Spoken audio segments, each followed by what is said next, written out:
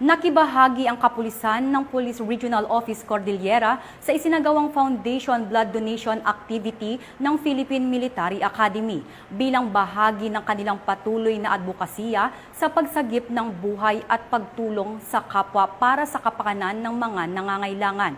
Ito ang balitang hatid ni Police Master Sergeant Lenny Valerio. Police makatao isa sa mga core values ng Philippine National Police o PNP, kaya naman aktibong nakilahok ang Police Regional Office Cordillera Administrative Region of Pucar sa Foundation Blood Donation Activity ng Philippine Military Academy o PMA na ginanap sa Yac Hall, Port del Pilar, Baguio City nito lamang ka-25 ng Oktubre taong kasalukuyan.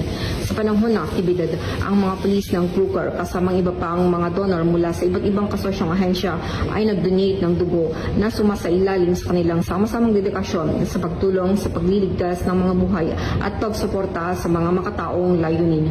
Bukod dito, ang mga tauhan mula sa Regional Medical and Dental Unit Cordillera ay nagbigay ng mahalagang suporta sa pamamagitan ng pagtulong sa pagtatala ng medical kasaysayan, pagkuha ng mga vital sign at pagkolekta ng mga dugo mula sa mga donor.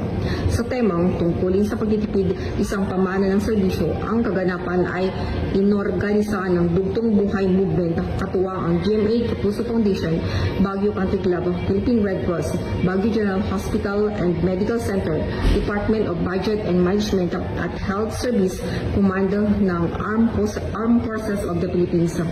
Ang inisyatiba ni ito ay binibigyan diin ang hindi natitinag na dedikasyon ng Pucar sa pagpapalakas ng mga pakikipagsosyo sa komunidad at pagtataguyod ng advokasya na nagliligtas ng buhay sa pagitan ng aktibong pakilahok sa mga makataong pagsisikap.